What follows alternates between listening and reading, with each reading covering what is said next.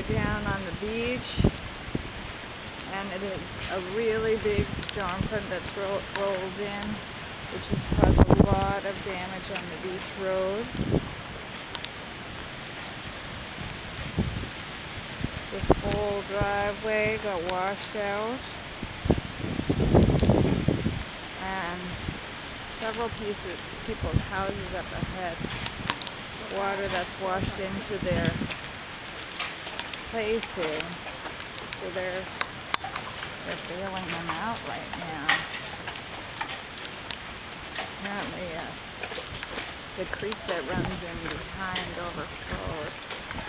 Everybody's trying to deal with all of the water that came down last night. A huge amount of water was raining all through the night and blowing really hard. You see people up there on their doorsteps bailing out of the water, bucket after bucket that's inside of their homes.